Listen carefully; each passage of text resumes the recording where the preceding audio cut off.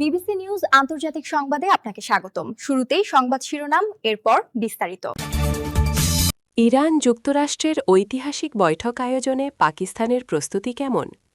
যুদ্ধবিরতি লঙ্ঘনের পর যুক্তরাষ্ট্রের সঙ্গে আলোচনা অর্থহীন, ইরানের পার্লামেন্ট স্পিকার। লেবাননে যুদ্ধবিরতির দাবি জানাল ফ্রান্সও।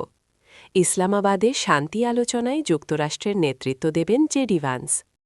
আপনি যদি মুসলিমদের পাশে থাকতে চান তাহলে ভিডিওতে লাইক করে চ্যানেলটি অবশ্যই সাবস্ক্রাইব করে দিবেন এবং কমেন্টে জানিয়ে দিবেন আপনার মূল্যবান মতামত। ইরান যুক্তরাষ্ট্রের ঐতিহাসিক বৈঠক আয়োজনে পাকিস্তানের প্রস্তুতি কেমন? ইরানে চলমান আগ্রাসন বন্ধ করে ঐতিহাসিক যুদ্ধবিরতি ঘোষণা করেছেন মার্কিন প্রেসিডেন্ট ডোনাল্ড ট্রাম্প। এরপর চলতি সপ্তাহে ওয়াশিংটন তেহরানের গুরুত্বপূর্ণ শান্তি আলোচনা আয়োজনের জন্য প্রস্তুত হয়েছে পাকিস্তান, যা দেশটিকে বৈশ্বিক কূটনীতির কেন্দ্রবিন্দুতে স্থান দিয়েছে। এখন ইসলামাবাদের উপর নজর রাখছেন বিশ্বের নেতারা। যুদ্ধবিরতির পর একটি স্থায়ী শান্তি কমিশন গঠন করা হচ্ছে এবং ইসলামাবাদে যুক্তরাষ্ট্র ও ইরানের মধ্যে আলোচনার আয়োজক হিসাবে কাজ করছে পাকিস্তান। হোয়াইট হাউসের মুখপাত্র জানিয়েছেন, আলোচনার টেবিল এই সপ্তাহের শেষের দিকে সাজানো হবে এবং প্রথম রাউন্ডের আলোচনা শনিবারের 11 এপ্রিলের জন্য নির্ধারিত। আপনি যদি মুসলিমদের পাশে থাকতে চান তাহলে ভিডিওতে লাইক করে চ্যানেলটি অবশ্যই সাবস্ক্রাইব করে দিবেন এবং কমেন্টে জানিয়ে দিবেন আপনার মূল্যবান মতামত। যুদ্ধবিরতি লঙ্ঘনের পর যুক্তরাষ্ট্রের সঙ্গে আলোচনা অর্থহীন, ইরানের পার্লামেন্ট স্পিকার।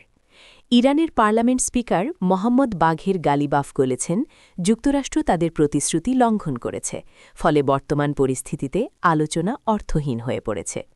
বুধবার ৮ এপ্রিল সামাজিক যোগাযোগ মাধ্যম এক্সে দেওয়া এক পোস্টে তিনি এসব কথা বলেন। বৃহস্পতিবার ৯ এপ্রিল এক প্রতিবেদনে এ তথ্য জানিয়েছে ইরানের তাসনিম নিউজ এজেন্সি। এর আগে একই দিনে যুক্তরাষ্ট্র আনুষ্ঠানিকভাবে ইরানের ১০ দফা প্রস্তাবকে যুদ্ধবিরতির ভিত্তি হিসেবে গ্রহণ করে এবং ইসলামী প্রজাতন্ত্রের উত্থাপিত মূল দাবিগুলো মেনে নেয়। তবে প্রস্তাবের একটি গুরুত্বপূর্ণ দফা ছিল সব ফ্রন্টে, বিশেষ করে লেবাননে হামলা বন্ধ করা। কিন্তু এরই মধ্যে ইসরায়েল লেবাননে ভয়াবহ হামলা চালায়, যাতে শত শত বেসামরিক মানুষ নিহত হয়েছেন। গালিবাফ তার পোস্টে বলেন, শুরু থেকেই আমরা বর্তমান প্রক্রিয়াটি অবিশ্বাসের সঙ্গে অনুসরণ করে আসছি। প্রত্যাশিতভাবেই যুক্তরাষ্ট্র আবারও আলোচনা শুরু হবার আগেই তাদের প্রতিশ্রুতি ভঙ্গ করেছে। আপনি যদি মুসলিমদের পাশে থাকতে চান তাহলে ভিডিওতে লাইক করে চ্যানেলটি অবশ্যই সাবস্ক্রাইব করে দিবেন এবং কমেন্টে জানিয়ে দিবেন আপনার মূল্যবান মতামত। লেবাননে যুদ্ধবিরতির দাবি জানাল ফ্রান্সও। অস্ট্রেলিয়া যুক্তরাষ্ট্রের পর লেবাননে যুদ্ধবিরতির আহ্বান জানিয়েছে ফ্রান্স। দেশটির পররাষ্ট্রমন্ত্রী জিন নোয়েল ব্যারট বলেছেন, যুক্তরাষ্ট্র ইরানের যুদ্ধবিরতি লেবাননের ক্ষেত্রেও প্রযোজ্য হওয়া উচিত। খবর রয়টার্সের। তিনি বলেন, লেবাননে ইসরায়েলের সাম্প্রতিক ব্যাপক হামলার নিন্দা জানায় ফ্রান্স এবং এসব হামলাকে অবশ্যই যুক্তরাষ্ট্র ইরান যুদ্ধবিরতি চুক্তির আওতায় আনতে হবে। বুধবার ৮ এপ্রিল লেবাননে ব্যাপক হামলা চালায় ইসরায়েল। এতে অন্তত ২৫৪ জন নিহত হন।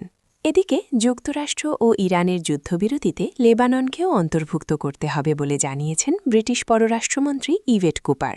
তিনি বলেছেন, যুক্তরাষ্ট্র ইরান যুদ্ধবিরতিতে লেবাননকেও অন্তর্ভুক্ত করতে হবে, যেখানে ইসরায়েল প্রাণঘাতী হামলা অব্যাহত রেখেছে।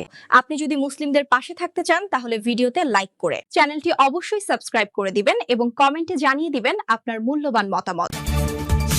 ইসলামাবাদের শান্তি আলোচনায় যুক্তরাষ্ট্রের নেতৃত্ব দেবেন জেডি ভ্যান্স।